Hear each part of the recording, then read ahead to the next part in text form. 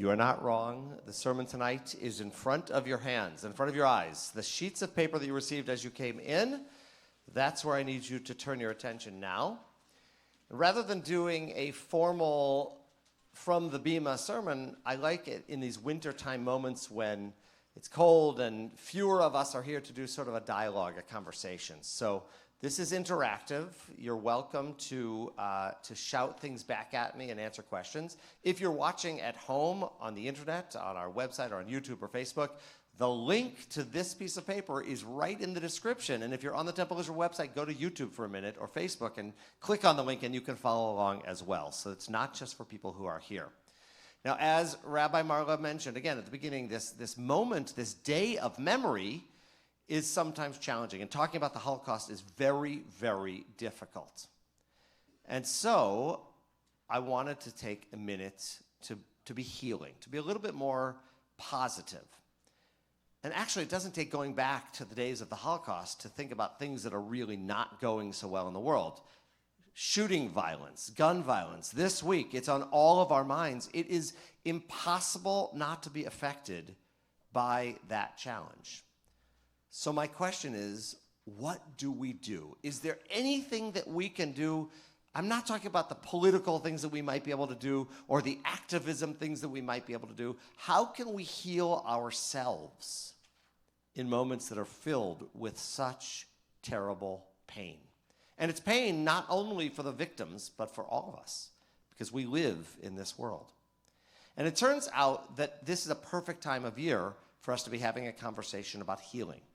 It starts tonight, but actually this is nothing more than a sermon advertisement for next week's Shabbat services. It's sort of how we get you to keep coming back week after week after week. Next week is Shabbat Shira, and what you see on the paper in front of you, that Torah section, is actually Shirat Hayam, the Song of the Sea. It's the song that our ancestors sang after crossing over the Red Sea from Egyptian slavery into freedom on the other side. Next week is the Shabbat where we read that actual Torah portion, and that's why next week in the sanctuary with this crew of amazing musicians, we are going to celebrate Shabbat Shira, a Sabbath of song. But why? Why is it so important, and why do I want you to come back next week to hear the amazing music, including a brand new debut of a Micha Mocha written by our very own cantor Neil Michaels? Right? Right? Yeah, I mean, it's very exciting, very exciting. So why do I want you to come back?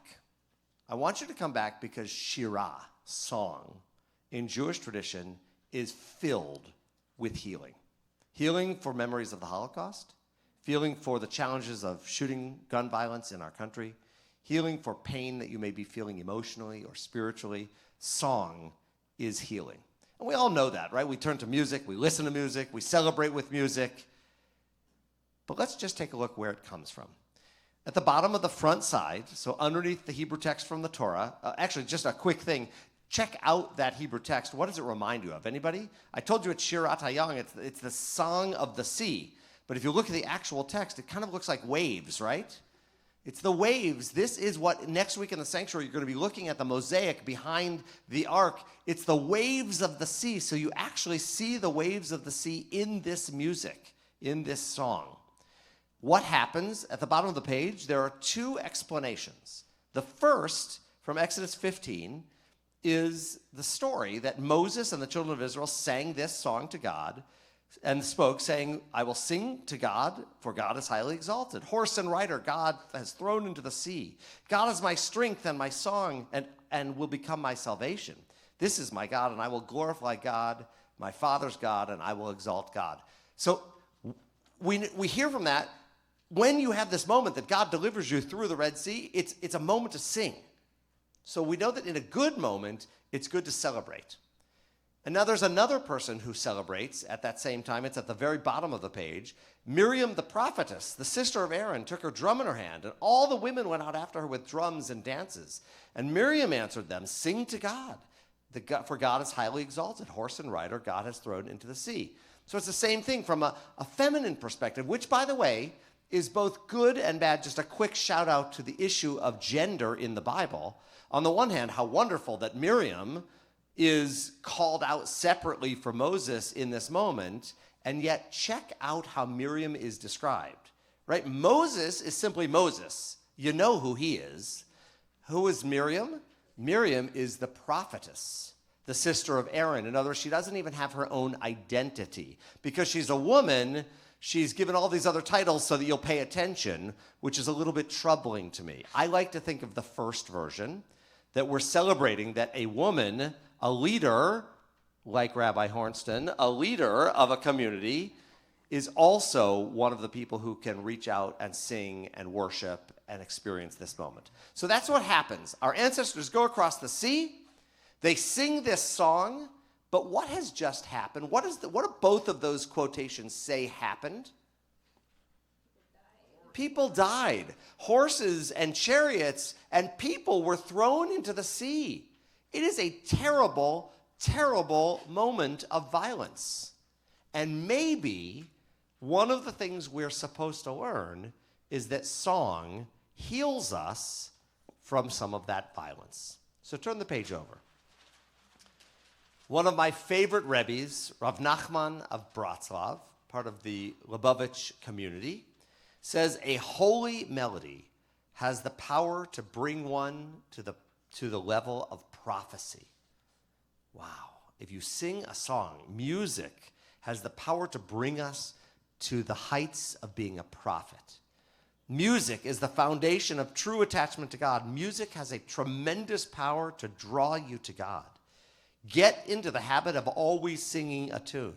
It will give you a new life and send joy to your soul. Then you will be able to bind yourself to God.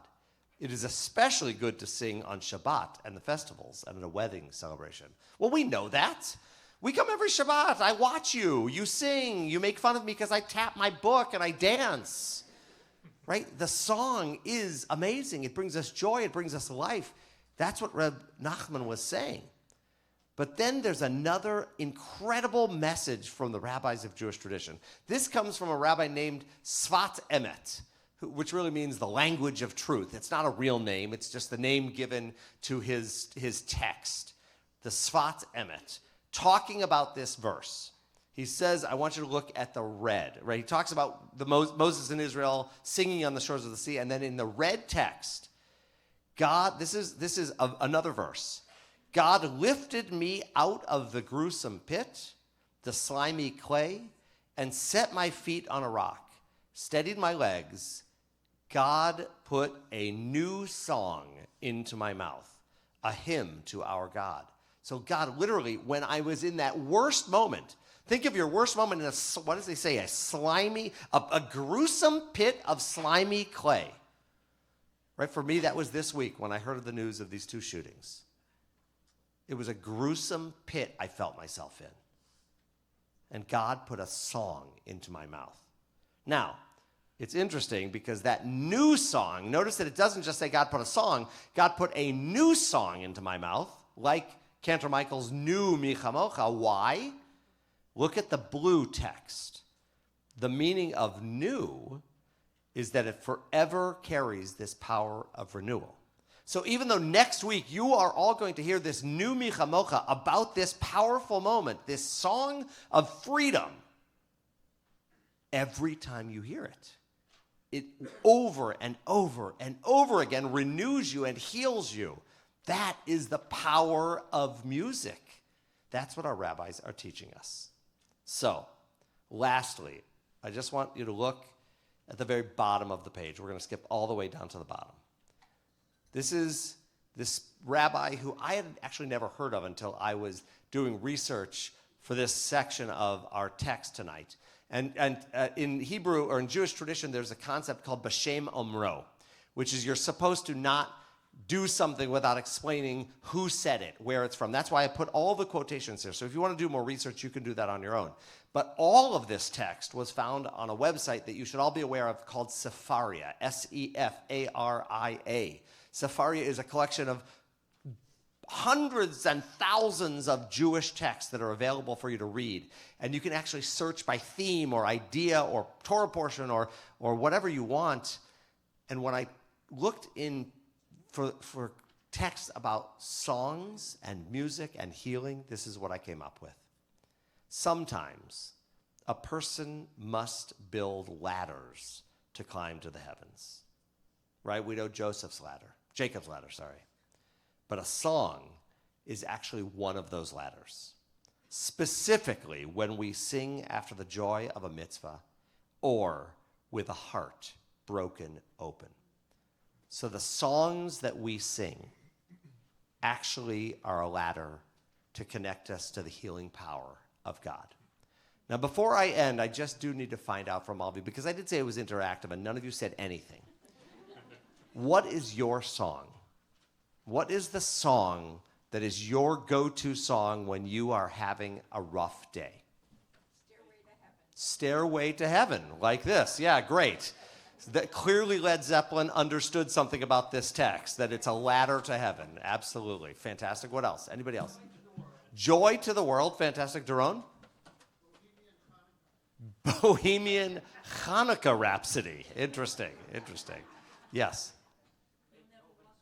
Beethoven's Fifth. Interesting. Dun, dun, dun, dun. Right? That's Beethoven's Fifth? Yeah, amazing. Okay. You'll Never Walk Alone. Beautiful. Anybody else have a healing song? Someone Saved My Life Tonight. Gail? Leonard Cohen's Hallelujah. So all of these songs lift us up. And that is because we, the Jewish people, are people of the book. We are people of music. And we are the children of freedom who sing.